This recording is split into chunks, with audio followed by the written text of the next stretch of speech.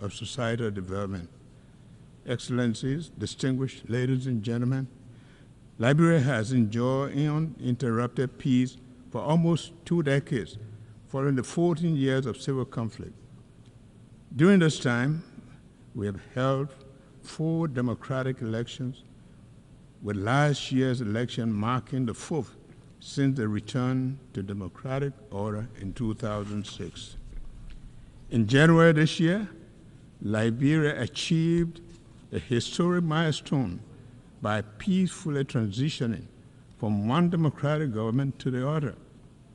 This progress is significant because before the 2018 transition, the last democratic transition occurred in 1944, about 74 years earlier. We are gradually fostering and solidifying our democratic culture, ensuring that democracy is here to stay in Liberia. Now it is time for our people to reap the democratic dividends. The rule of law is fundamental for peace, justice, strong institution, and dignity for human person. Liberia is taking significant strides towards openness, transparency, and accountability by empowering and supporting transparent institutions. Our government is committed to implementing audit recommendations by the General Audit Commission to restore public and donors' confidence in the governance system and improve regional and international cooperation. In addition, the country has taken a major step in confronting its conflict past to ensure accountability and justice for crimes and other human rights violations committed during the war and promote healing and national reconciliation. A significant development in our transitional justice process was the signing on May 2, 2024, of the Executive Order 131 to create the Office of Establishment of War and Economic Crime Court for Liberia, a key recommendation from the Truth and Reconciliation process in Liberia. Our actions align with the International Covenant on Civil and Political Rights, joint follow-up on impunity and past human rights violations. As we embark on the process and acknowledge the enormity of the task, my government seeks the support of the United Nations, partners, stakeholders in the pursuit of justice for victims, peace, and reconciliation. Liberia is facing a drug crisis that is affecting our youth and jeopardizing the country's future. This epidemic, driven by international criminal enterprises and their networks, poses a severe threat. In response, we have not only declared the drug epidemic a health emergency and a national security threat, but we have also been taking steps to address this issue by establishing a dedicated national body to tackle drug abuse in Liberia. I urge international community to join Liberia in addressing this escalating drug crisis. Excellencies, distinguished ladies and gentlemen, the world is facing numerous crises, including global threats such as disease, security, and climate change, as well as food and resource shortages. Our vulnerabilities are evident, and we need to use a collective knowledge to find solutions that will preserve the planet for future generations. Climate change is undeniably real, and its threat to our environment and the way of life is becoming increasingly apparent. We must take urgent action to address this threat, including cooperative efforts to implement Article 6.2 of the Paris Agreement. Liberia, as the most forested country in West Africa, with over half of the land covered by forests, plays a vital role in biodiversity and environmental sustainability. As a result, our country is taking important steps to lead conversation on climate action. My government has called on our legislators and stakeholders to begin looking at the Paris Agreement, particularly under Article 6, to help advance actions towards establishing Liberia's nationally determined contribution to combat climate change. While we take these actions, we are mindful of the need to build capacity and invest in critical areas of our economy, such as using alternative financing for investment in the blue and green economy and technological transfer to support these climate actions. Excellencies, distinguished ladies and gentlemen, the goal we set for ourselves and the future are better served on the foundation of peace and security. Having enjoyed peace for over 2 decades following a long-running conflict, we aim to promote peace and stability at home, in the region, and globally. The threat of conflict to our shared world underscores the importance of collaborative efforts to foster regional and global stability and peace. Therefore, we support all the UN's effort to address peace and security issues worldwide.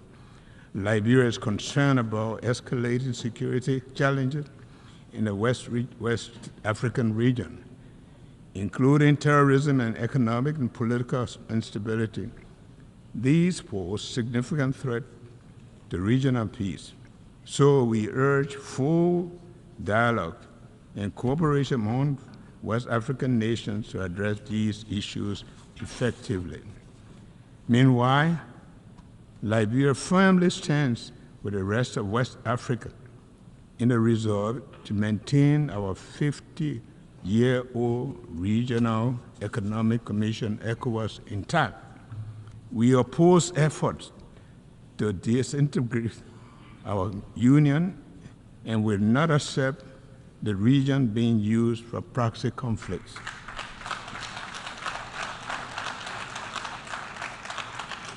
We look at the AU and the UN to support us in keeping the regional body united. Similarly, at a global level, we call for an immediate ceasefire in the Middle East to provide civilians an essential humanitarian relief. We urge both Israel and the Palestinians to engage in negotiations towards lasting peace, including a two-state solution. Additionally, we see the ongoing conflict in the Ukraine as a threat to global peace and security. Therefore, there is an urgent need for a peaceful resolution that also respects Ukraine's territorial integrity. Mr. President, Excellencies, distinguished ladies and gentlemen, this year's Assembly is a pivotal moment for Liberia's bid to ascend to the African non-permanent seat of the United Nations Security Council 2026. We have proudly announced our candidacy. We look forward to the support of the member states to vote Liberia overwhelmingly to the seat of the Security Council. We can work with Council members to promote peace, justice, and security. Liberia is dedicated to promoting sustainable growth and ensuring human dignity for all. Liberia is prepared to work together with the United Nations and global allies and international community to accomplish the sustainable development goals, establish a fair, peaceful, and sustainable world. The commitment to unity is deeply ingrained in Liberia's history as a founding member of the United Nations and a post-war international institution, as well as regional and sub-regional organizations. It also affirms our strong belief in multilateralism and international rules and based world built on shared values and principles are crucial to the future. The future of a more peaceful, prosperous, sustainable world must be all-encompassing, fair, and dignified for everyone worldwide. One United Nations, one word. Thank you, and thank you very much.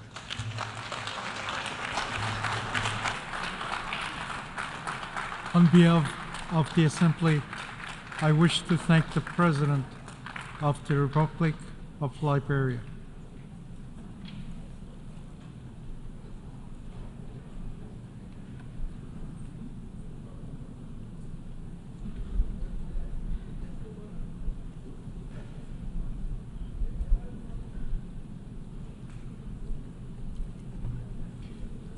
The Assembly will hear an address by His Excellency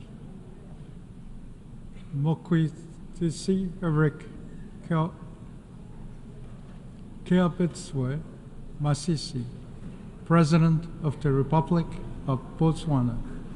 I request protocol to escort His Excellency and invite him to address the Assembly.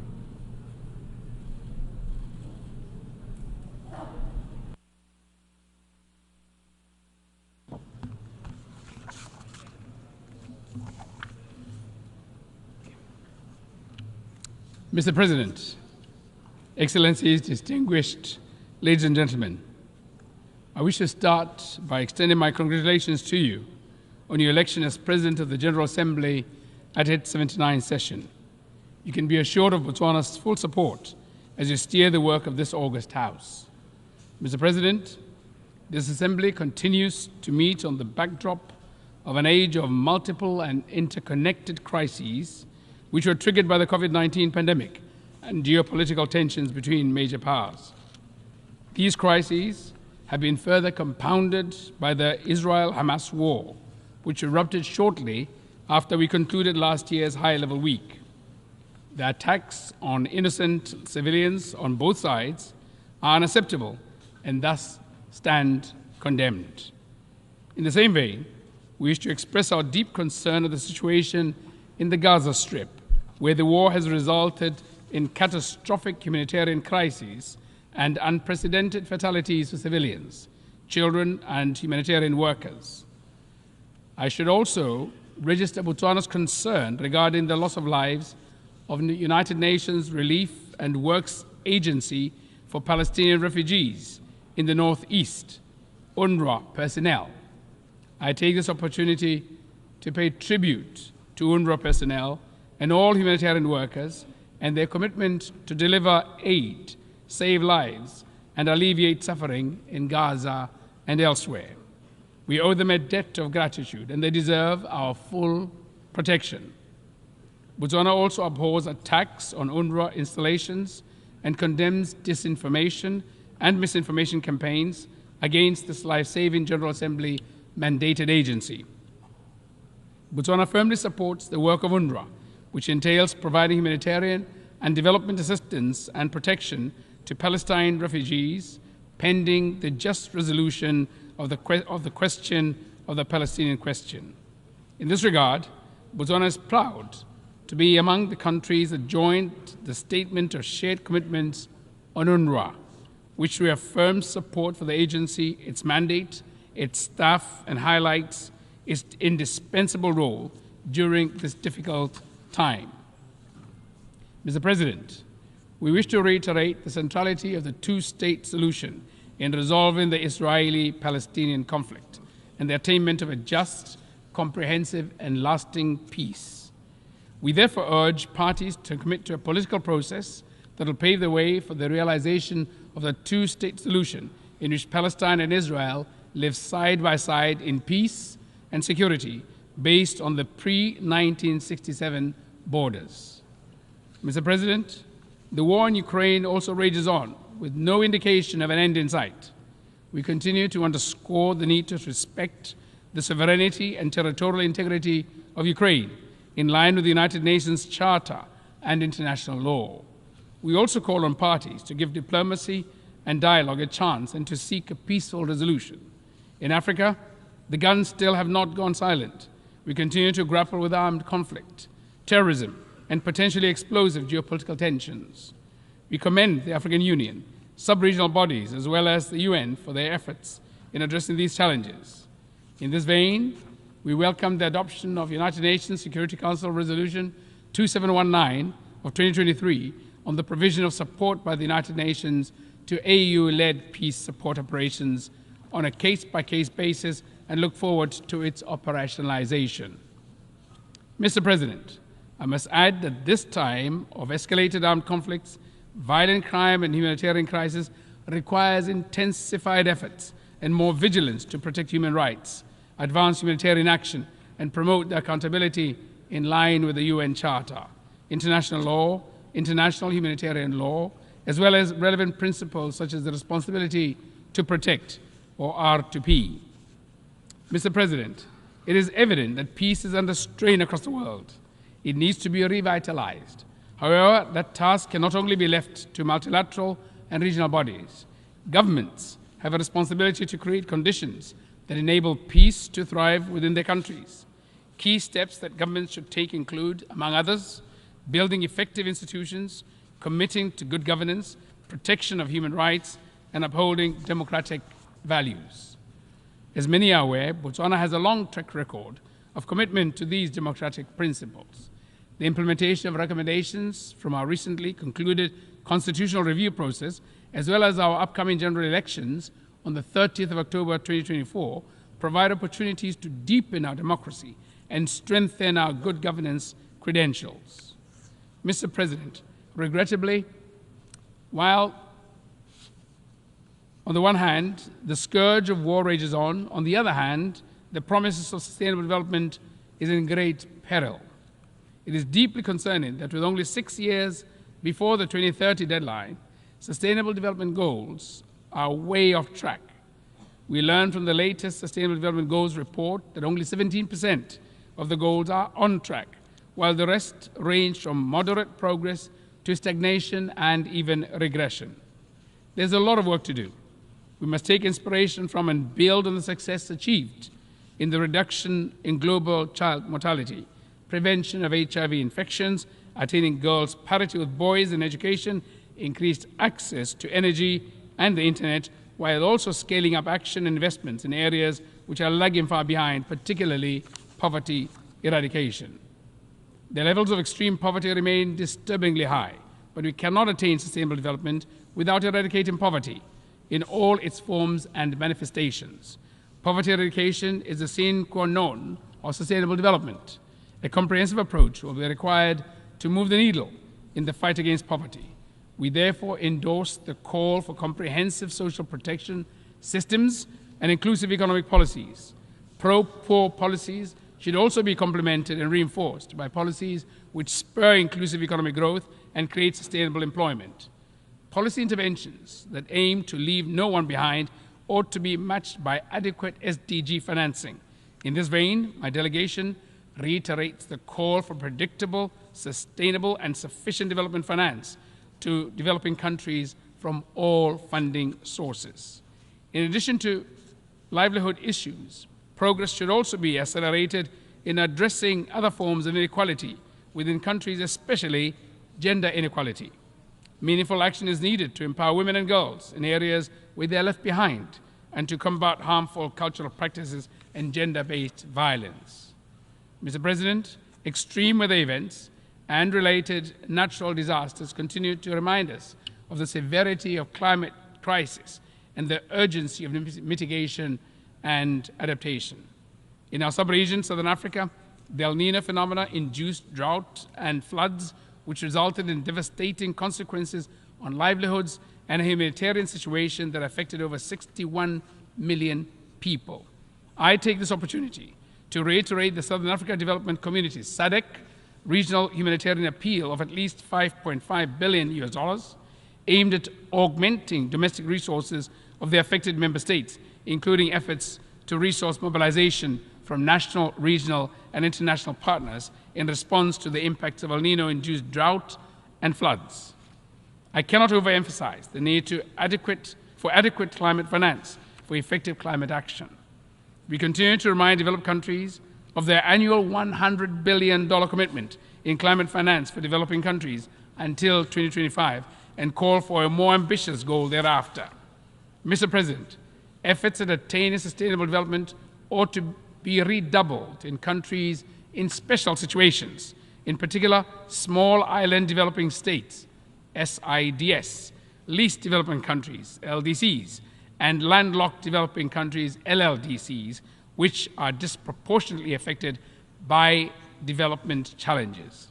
Botswana, as an LDC and current chair of the group of LLDCs at the UN, is deeply concerned by enormity of challenges faced by LLDCs in their effort to implement the 2030 Agenda and its SDGs. With no direct territorial access to the sea, LLDCs struggle with international trade, connectivity, and economic development. Our countries are cut off from the global marketplace and without the means to develop adequate transport and logistics infrastructure, and inevitably face significant challenges in achieving the Sustainable Development Goals. The forthcoming third United Nations Conference on Landlocked Developing Countries, LLDCs 3, from 10th to 13th December in 2024 in Gaborone, Botswana, under the theme Driving Progress Through Partnerships, will provide an opportunity to effectively address these challenges in an ambitious, action-oriented, and forward-looking program of action.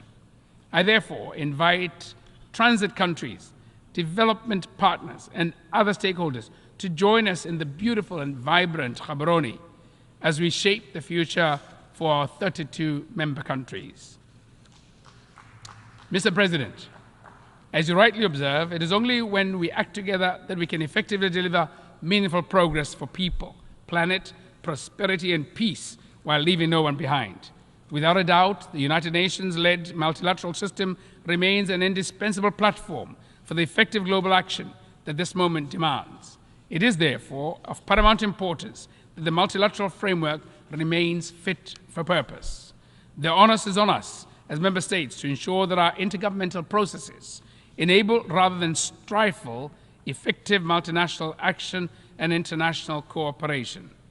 We must not allow the current geopolitical tensions and great power rivalries to get in the way of progress.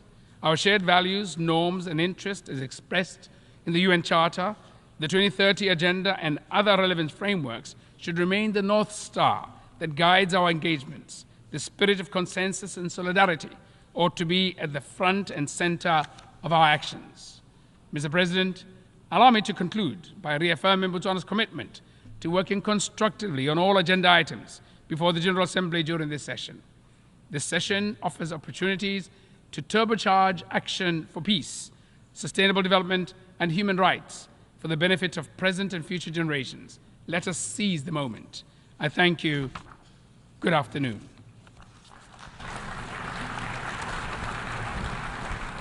On behalf of the Assembly, I wish to thank the President of the Republic of Botswana.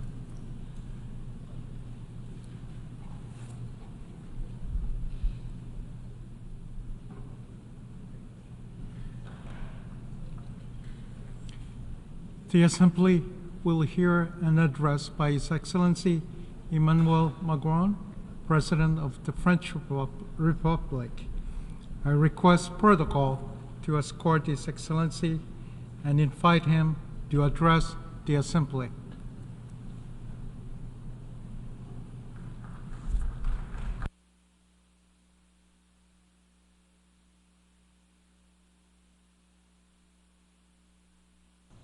Monsieur le Président.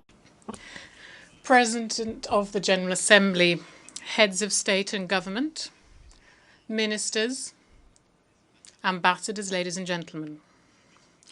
I'm speaking here on behalf of a country who will never forget what nations are capable of doing when they are united. Freedom.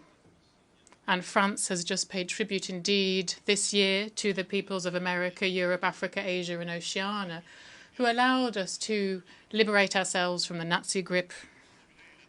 Progress and peace also. France, with its peoples, have created a community of free states, sovereign states, able to engage with each other and to understand what is essential. Also, hope. Much like we've seen in recent times during the Paralympic and Olympic Games that France hosted this year, with beauty, enthusiasm, and the support of peoples.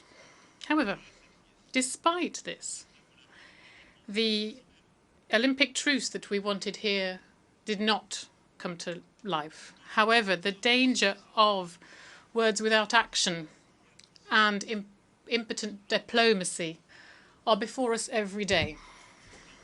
However, our organisation is facing the biggest convergence of crisis possibly ever after its 8 decades of existence. And the feeling of a loss of control is growing when faced with wars, with climate change, increasing inequality, injustice. And every day humanity seems to be more fragmented at a time when the circumstances would require us to find common responses, strong, effective responses. To these 2 words, United Nations, need to embody hope once again. And what must we do for this? We need to find this essential bedrock of this, and that's what I wanted to touch on briefly.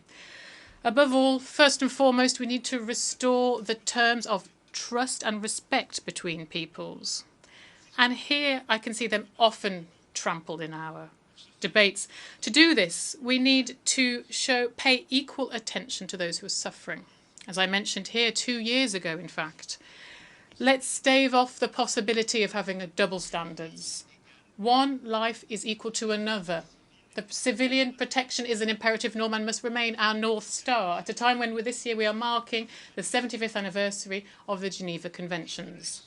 And let's not let the idea take root for a moment that those who died in Ukraine are from the north, that those who have died in Gaza are from the south, and those who die in the conflicts in Sudan in the Great Lakes region or in Myanmar would be those who've consequences, who are alone and ignored. Let's regain control and restore this confidence and trust, which means that we should look for peace everywhere and not accept any differences at a time, or indifference at a time when human lives are at stake. Let's not accept any difference when difference being made when territorial integrity and the sovereignty of states is at stake either.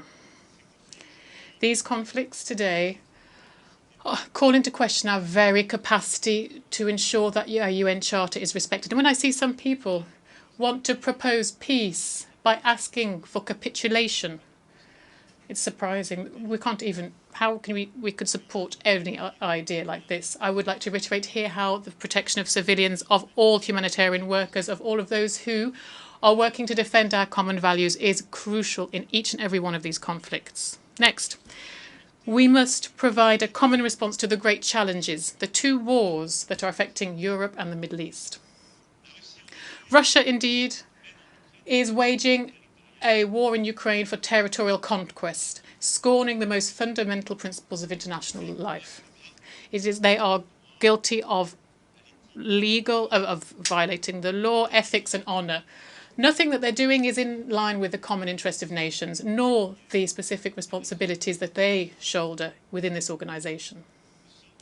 The fate of Ukraine is a question of peace and security in Europe and around the world, because who could still believe that they are protected from their bigger neighbours, the violent neighbours, those avid ones? If we let Russia win this as if nothing happened, no one could do that. It is therefore in our common interest and the common interest of nations that Ukraine be restored in its legitimate rights as soon as possible and that just and lasting peace be built. France will continue to do everything in its power so that Ukraine can hold strong, be out of danger and obtain justice.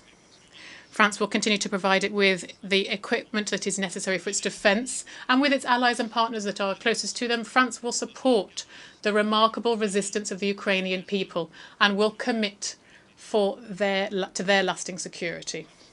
Let us look for peace. France will join its forces with all of those sincere partners to build solid peace in Ukraine, for Ukraine and for Europe. I know that for many of us, the key issues are elsewhere. There's a long list of forgotten wars, unjust victories, badly negotiated resolutions, or perhaps resolutions that are never implemented. I am not forgetting any of them, even if I can't list them all here. President Tshisekedi, who spoke earlier, at this tribune said that the situation in the Great Lanes, and I will go back to him and President Kagame in a few days, we'll cover that. That is of concern to us as well. And in Armenia, Prime Minister, which France stands strongly shoulder to shoulder with the pressure from Azerbaijan and territorial intentions, the international community must be there so that peace negotiations are successful. And so that the internationally recognized borders are preserved. But I know that for a lot of the people here, the essential issue beyond these wars is together, and it's also for us together here in Gaza, where the fate of the Palestinian people is currently present and heavy over all of our debates. On this topic, on such a complex topic, I'd like to say clearly France's position from day one. We condemn strongly the terrorist attack, which was terrible and unprecedented, carried out by Hamas against Israel on the 7th of October. Terrorism is unacceptable, whatever the causes may be, and here we mourn the victims of the Hamas's attack on the 7th of October. They include 48 French citizens. I express my compassion, friendship, to all of those families who have lost children, parents, friends on the 7th of October. We ask also once again and solemnly for the hostages to be released. Amongst them, there are also several French compatriots too. And here I wish to commend the efforts of the United States of America, Egypt and Qatar to achieve this. This remains a priority for us all. Israel, when faced with this terrorist attack, has a legitimate right to protect their own people and to deny Hamas the means of attacking them again. And no one here could have suffered something like the 2nd of October without there being consequences. However, the war that Israel is waging in Gaza has gone on too long. The tens of thousands of civilian victims in Palestine cannot be justified. There is no explanation possible for this. There are too many innocent people who have died, and we mourn them too.